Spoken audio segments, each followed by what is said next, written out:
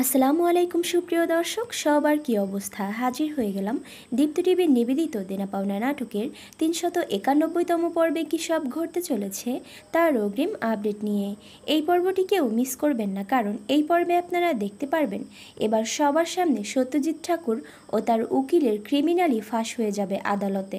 সত্যজিতের উকিল যে তনিমার ছোট বোন তটিনীকে কিডন্যাপ করে তার ক্ষতি করার ভয় দেখিয়ে আদালতে তাকে মিথ্যা সাক্ষ্য দিতে বাধ্য করেছে, তা এবার সবার সামনে প্রমাণ করে দেবে সৌরভ ও পারমিতা।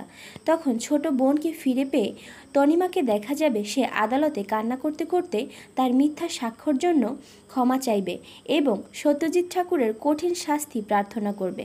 তখন সত্যজিতের উকিল আর কোনো উপায় না পেয়ে আদালতে রিয়ার ব্যাপারটা তুলে ধরবে এবং বলে উঠবে, মহামান্য আদালত, পারমিতার বন্ধু এবং সৌরভের স্ত্রী রিয়া রহমানই হলো এই সব কিছুর মাস্টার মাইন্ড।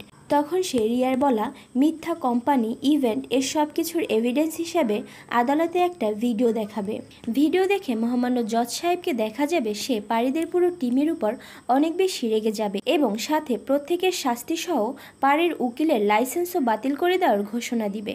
তখন পারীকে দেখা যাবে সে মহামান্য আদালতের সামনে এসে বলবে, মহামান্য আদালত, আমি আপনার সামনে এই সত্যজিৎ ঠাকুরকে চ্যালেঞ্জ করছি।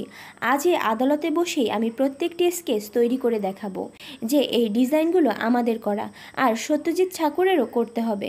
তখন আপনার সামনে প্রমাণ হয়ে যাবে কে সত্য আর কে মিথ্যা।